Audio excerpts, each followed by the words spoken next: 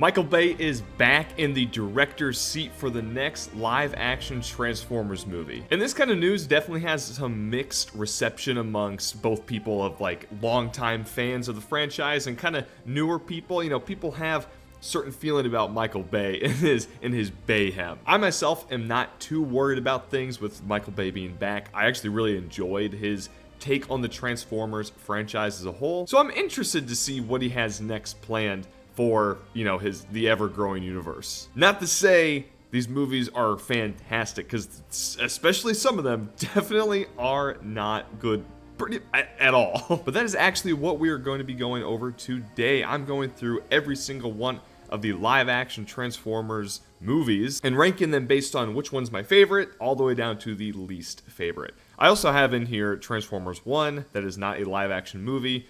Michael Bay also did not direct that. Same with Rise of the Beasts and Bumblebee. But you know what? I'm going to rank them all because I'm just excited. I love this franchise. Before I actually start placing anything down, I do have to say I love these movies for what they are. I know they are not, you know, objectively fantastic, Oscar-worthy performances and, you know, all of that worthy movies. I will say, though, visual effects, gotta be the best. Gotta be the best like we've pretty much ever seen. Transformers 2007 was robbed back in the Oscars back then for visual effects, lost to Golden Compass.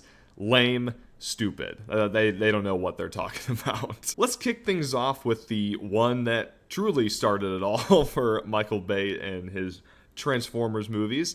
Transformers 2007. This one is special. It has a very nice place in my heart for nostalgia and growing up because I made my parents actually take me to 2007, Revenge of the Fallen, and Dark of the Moon, all for my birthdays growing up. We had a great time with my friends going to these. You know, nostalgia definitely will play a part. But I gotta say, Transformers 2007 did something that all of the other ones pretty much hadn't done. And I hope they go back to this in the future one. They took the perspective of humans very seriously when it comes to this movie, which sounds stupid and ridiculous, but the same thing happened with Godzilla 2014. I talked about it in that video before too. Pretty much every single shot that we see in this movie looks like it could be from the perspective of a human being, or it even looks like they're holding a camera, shaky cam style, looking at these giant metal freaks running around. And that's something I very much commend, because I don't think any of these other movies down here do that, at least to that level. Definitely not to that level, for sure. The action, the visual effects, and the story wasn't even that bad. The story overall isn't the best in all of these, but action, visuals, characters, they suck, but at least they are memorable in that way. For pretty much all of those reasons right there, I have to say, I am going to put it up in A. I'm tempted to put it up in S because it's just like, once again, the perspective of the humans, these things look scary. They are giants. It's almost like mysterious feeling in this first movie. And that's something I really want them to go back in this franchise to kind of cover. I love that style of things. I could talk about Transformers 2007 for a very long time. I think A tier is good. I'm tempted to move it up to S, but at least for right now, I'll leave right here in the A tier. Transformers Revenge of the Fallen. This is surprising to me. This is the one that kind of, you know, in the whole community of things, this is the bad one. That's what everyone says. Revenge of the Fallen is bad. My big problem I have with this one is that the Fallen is not a good villain. They kind of struggle with that throughout the whole franchise, but the Fallen specifically, probably my least favorite and most forgettable villain overall, which is a huge disappointment. But once again, the settings are amazing. The visuals are amazing. The action, off the rails, you can't deny it. I enjoyed this movie a whole lot more than what I remembered. I haven't seen it probably since way back in 2009, 2010, somewhere in there. I don't know. It's one of those movies where, oh, it's bad, don't watch it. And then you just kind of don't. Watched it a couple years ago. It's actually pretty good. It's not that bad. I will place it down in B, mostly because of the forgettable villain, the Fallen. It's very similar enough in terms of action and characters and, you know, stuff like that as the first one, but it doesn't quite have that giant metal robots feeling, you know? And once again, the villain just wasn't it. So maybe a hot take. I think B is a good placement for that. Transformers Dark of the Moon. A little bit of bias here. This one is probably, or at least was probably my favorite overall. This is true blockbuster from start to finish. It's just bombastic. The action's crazy. Explosions everywhere. Optimus Prime ripping through multiple Decepticons in Chicago with two giant swords. It's crazy. It is awesome. I enjoy Sentinel Prime for what he is. I like that it's a little bit of a twist villain in this basic, metal alien Transformer movie, but I could definitely argue that I wanted more Megatron. I wish Megatron was definitely more of a stand-alone villain throughout these first three movies. If you had asked me probably 3 years ago which one was my favorite, it would be Dark of the Moon. I'd be like, put it up in S. Put it up in S. I love it. I'm not going to put it in S. I love this movie. I want to put it above 2007, but I just can't, okay? 2007 has some kind of charm to it. It's what started the whole thing. It's just built different. It really is. Dark of the Moon is great. I like its darker turn on things, like when the whole invasion of Chicago starts. That's scary. As a kid, that was terrifying, watching people get disintegrated. It was pretty wild. I also really enjoyed the emphasis more on the military aspect. I like them sneaking around Chicago, doing some guerrilla tactics, kind of stealth on the Decepticons during the whole execute of the prisoner scene. Love that. I actually really enjoy that about, once again, all three of these first movies. I'm going to get to these other two in a minute, but these first three movies just hit home, and they are pretty rock solid. Next up, we have the soft reboot of Age of Extinction. This is, I don't even know, man. I remember Super Bowl, all the commercials were coming on, and this one popped up. I was like, what? I was like, wait, you're telling me we have another Transformers movie coming out? I don't know why, I was thinking Dark of the Moon was the final nail in the coffin, basically, for Michael Bay. I'm like, nah, there's no more. There's no more live-action Transformers movies coming out. Age of Extinction trailer, awesome. So cool. Seeing Grimlock, seeing the other Dinobots out there, I was like, this is going to be crazy. Disappointing. A very disappointing movie. Really wanted the Dinobots to be in it more. They really didn't do much. They had a cool action scene with Optimus Prime, or Grimlock did, but the rest of them really didn't do much. And also, with this kind of being a weirdly soft reboot of the franchise, it's not even a soft reboot. It is number 4 in the franchise. It continues. But, Sam Witwicky's gone, Shia LaBeouf, all of them. He got replaced by Mark Wahlberg. I'm going on a side tangent. Mark Wahlberg is booty cheeks in these movies. I hate him. I hate his whole story arc. He doesn't even have an arc. He sucks. And that's enough warrant to be down here and see. But for what it's worth, the redesigns, I don't hate how Bumblebee looks in this movie. I actually really like how he looks in this movie. He looks cool. I gotta admit, Optimus looks fucking sick in these movies. I get it. He doesn't look like his original G1, box semi-truck. I get it. I know the complaints. But I can also have fun, and I can enjoy a different take on things. Dude looks built. He has been hitting the Cybertronian gym, my friends. He's been on some, he's on some roids. I don't really care for the whole night aspect that they kind of brought up in this film, but they did bring up a cool, whole thing about the creators of Optimus, and he wants Lockdown wants to bring him back to the creators. I think it's cool. I respect it. I'm gonna get to it later with Rise of the Beast, but I want to see more like different races in the Transformers franchise. I know there's so many out there, but we've really only seen Decepticons and Autobots. We've had a little bit of sprinkles here and there of some other ones, but it's very much been the Decepticon Autobot show. If there was any chance of this movie being placed higher, it would fully be because of Lockdown. Lockdown is Lockdown is cool. He's not even like a great villain, if that makes sense. He's just a bad guy going. He's not even a bad guy. He's just going against the good guys. He's going against the people we want to root for. He's just a bounty hunter, but he's so cool. He's so cool and looks so good. Yeah, Mark Wahlberg sucks. The other Autobots that they introduce in this movie, I'm not a fan. Hound, I don't care. I can't even remember the other two's names. I'm blanking, but you don't make that kind of connection, man. Even with the first 3, we barely got to hear or do anything with Ratchet. I would have much rather seen more Ratchet, but Ratchet got messed up at the beginning of this movie. I think C is a good placement for it. Oh, also, the transformations got so lazy in this one. They introduced the little nanotechnology transformium, I guess. They just started to just make them, they don't do the clinking and clanking anymore like they did in the first 3. C is a good place. I don't think it belongs in D. It has its It has its charm, it has its good spots, but it's just not it. We've made it to the official last Michael Bay directed film in this franchise. So far, like I said, we're gonna get a new one here pretty soon. But we are arriving at the last night. When I tell you, my hype for this movie was just through the roof. I was in college. My best friends at college at the time loved the franchise just as much as I did. And we were hyped for this movie. I also remember being in New York, Times Square at the time. I saw this massive poster for the movie. I was like, this is gonna be fucking cool. So yes, the hype that I had built up in my head and with my friend group at the time just for this movie was just astronomical. I mean, we couldn't believe it. We saw Optimus Prime turning evil, fighting Bumblebee, and it was just going to be crazy potential. Probably last film of the franchise once again, as we thought with 3. But you know what? We ended up going to see it. Midnight release. Hyped up beyond belief still. Horribly let down. Horribly let down.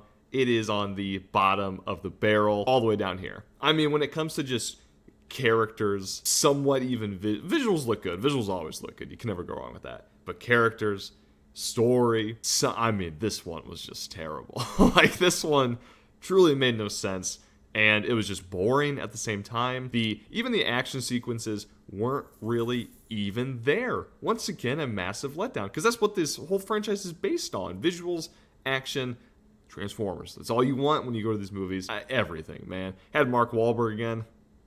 Kill me. Anthony Hopkins makes a return, a crazy actor. Why are you in these movies, man? How much money did they offer you to do this? He also gets absolutely blasted by Megatron. Megatron murders Anthony Hopkins in this movie, and that is something that is truly something special to really think about. The best thing I can say about this movie is that Optimus is cool. He just looks cool still, kind of same design overall from Age of Extinction. I think he's a little bulkier even. He looks cool. He has a little like knight skirt thing going on. I have no idea, man. They really leaned into the knight stuff this time. Mark Wahlberg was a knight. Fucking Mark Wahlberg. Dinobot's make an appearance. Grimlock is there for 2 seconds. Come on.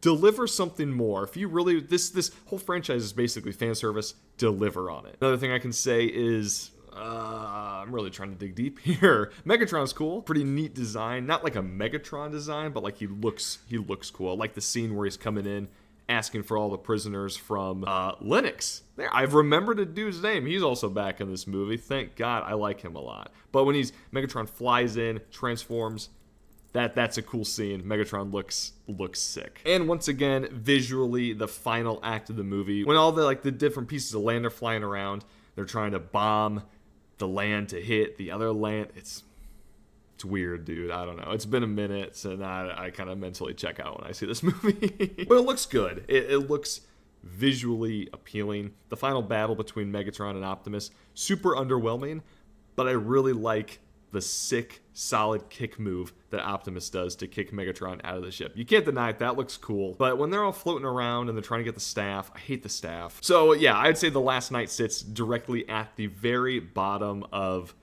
all of the Transformers movies, and that really says something. That really says something, man. Bumblebee. I remember this came out, and I was very hesitant to watch it because I felt like it was going to be a way more subdued movie, and it absolutely was. You know, taking place in the suburbs, it's not the original Bumblebee finds Shia LaBeouf situation, and then all this chaos starts. Bumblebee shows up, and there's some little gimmicks in there. He's having a little good time. It's like a teenage movie, basically, you know? And like I said, I was kind of hesitant to watch it when it first came out. I didn't go see it in the theaters.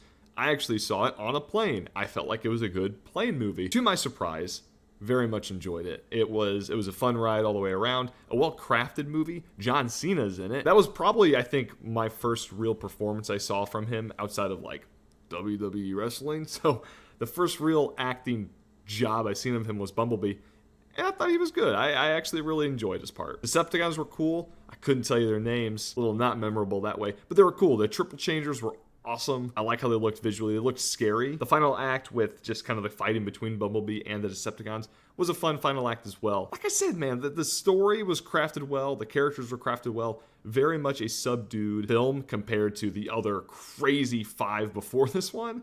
And actually, I think it was for a good reason. It was kind of the soft reset officially, I believe. So I liked the tone that it was setting going forward. Also, the opening fight on Cybertron when Cybertron was falling, awesome. I mean, that is truly very cool character designs, very cool action. Really enjoy that. I would watch a full-length movie based on that. I think probably everyone else would. That would be a cool film. Kind of what we got with Transformers 1, cover in a second.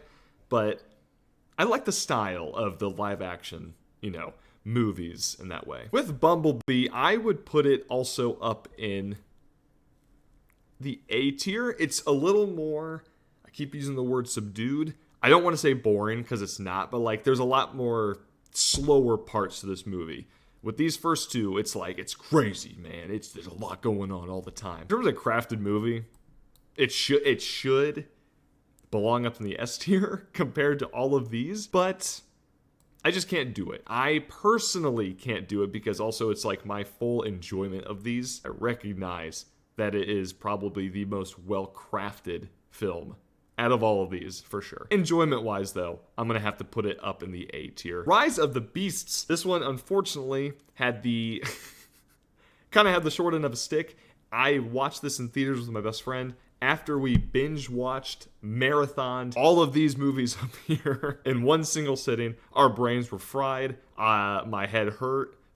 Truly, my head started hurting at Age of Extinction. We had to take a break. Needless to say, though, I was still very excited to go see it in the theaters. This one kind of continued off of Bumblebee. I don't think it really had anything to do with Michael Bay's first 5 films in this franchise, especially because Unicron is its own entity coming to Earth, as opposed to The Last Night, where Unicron is Earth. This one introduced a lot of different races and different aliens in the Transformers universe to me. Along with the Autobots and Decepticons, we now have Terracons, we have some other ones. We even got the Maximals, which that was probably my main appeal to this movie, along with Optimus kind of going back to his original looking G1 form, Bumblebee going back with his old Camaro look. Awesome. I love that, by the way. And really, all of the other characters and their designs were actually done very, very well, in my opinion. Scourge is pretty cool. He's kind of a boring-looking character, nothing too crazy. Kind of the generic Decepticon look that the other previous installments had as well. Gray villain, nothing too crazy there. But he looked intimidating at the same time. He wasn't just a big nothing character. Villain-wise, he was pretty good. Unfortunately, like I said before, Megatron was kind of stuck to the sideline. He was kind of benched for a lot of these movies. So Scourge being there and being a lot more prominent, having some screen time, definitely helped this movie's case overall. The new human characters were added, and I have to say, I really like them. I will add, I don't think they were as good as the cast of Bumblebee's was, but a whole lot better than what we got with Mark Wahlberg and his funky bunch of misfits in 4 and 5. Not to mention, we got some Maximals coming up in this movie, and granted, a lot of them they didn't get to do much. They weren't given a lot for the script or even story. But for example, Optimus Primal is really cool. I'm a pretty simple guy. I like the blockbusters. I like big action. I like when the gorilla turns into a transformer. Not too hard to please me in this case. I finally liked the true inclusion of Unicron. I like how he's an actual threat showing up to Earth, and that's something that we haven't really explored in the past. It's usually just been another Transformer, kind of whether it's Decepticon or something like Lockdown, the kind of in-between, morally gray spot, bounty hunter. So actually seeing something massive like Unicron, an entire planet, is really cool. I have to mention too, they were setting up something that I really want to see, and I really hope Michael Bay actually implements this with his story going forward. I kind of worry he's not, but he does like his military, he likes to do all those things, so I feel like this could be a good gateway into that with whatever story that he ends up doing, whether he continues or does something completely different. But with Rise of the Beasts, they teased at the very end that the G.I. Joe universe was going to be joining in with the Transformers. You know, the Hasbro universe itself. But this would be really cool and a fun idea to explore. I like when the people are more involved. I like the military aspect of things, working with other Transformers, fighting other Transformers. That would be so cool. And I enjoyed the other live action G.I. Joe movies. They weren't really anything too crazy, but I like their special gadgets. Once again, the action always looked good in those. So that would be a very fun combination and kind of twist of the basic generic story plot that we've been getting. I think that'd be really cool moving forward. I wish we got a sequel to Rise of the Beasts. Like I said, I don't think we will with Bay returning, but we'll see. Fingers crossed. Fingers crossed. For Rise of the Beasts, I will put it down in the B tier. I really very much enjoyed it, but it doesn't hit that same mark as the 2007 Dark of the Moon and Bumblebee actually did for me. I will say though, it is, in my opinion, better than Revenge of the Fallen. Revenge of the Fallen surprised me, but Rise of the Beast definitely takes a step further in terms of villain, in terms of still action set pieces were great, visuals always on par. Last but not least, we have Transformers 1. This is a fully animated movie. I am including it in this tier list. I feel like I have to. I know it's not Michael Bay, and I know it's not live action, but guys, I can't talk about Transformers movies as of late and not talk about Transformers 1. We aren't getting a sequel to this movie, and that is a damn shame, because this is the single S that I will be giving out and granting today to this whole franchise. Genuinely have no idea where this fits in. I feel like it's truly just a standalone movie. I don't think it has anything to do with Michael Bay's movies. I don't think it has anything to do with the Bumblebee reboot and the sequel, Rise of the Beasts. It just sets up for people the beginning of Optimus and Megatron's kind of relationship from there, and kind of the split between Autobots and Decepticons as well. And I have to say, this movie is so good. It is a very funny movie, along with, once again, awesome action sequences. And yeah, the visual style isn't like the really cool, very intricate, very realistic looking live action ones that we've gotten, but in terms of animation, it looks phenomenal at the same time. I really like how they kind of dove really deep into the lore and background of how all of this kind of started. I enjoyed seeing Starscream and Soundwave out as outcasts in this movie, and then you kind of see where their origin comes from as well. I just think it's such a good idea of a movie, and it's a shame that we probably aren't going to get a sequel to this. Transformers 2, I don't know what they'd call it, but it is a shame. Anyway, so there you have it. This is my official ranking list of the Transformers movies. Some of these could probably be moved around. Once again, Bumblebee is a great crafted movie that probably deserves S. In terms, if you're just ranking it against all of these other movies, it deserves to be a little higher. But I have to take into account my own personal enjoyment. Yes, it's nostalgia is a little bit there for the 2007 Dark of the Moon, but I can't deny still that Bumblebee is great and does deserve to be up in the A tier with these two greats. The Last Knight definitely deserves to be all the way down there, but I with this whole list, I'm not even Last Night, with this whole list, I would love to know your thoughts on all of it. What would you rank some of these movies? Do you agree with all of my picks? Do you disagree with, you can disagree with all of them, that's just fine. You're wrong though, but please leave a comment down below, your whole thoughts on my list, but also, what do you think about Michael Bay coming back? Are you excited? Are you a little nervous?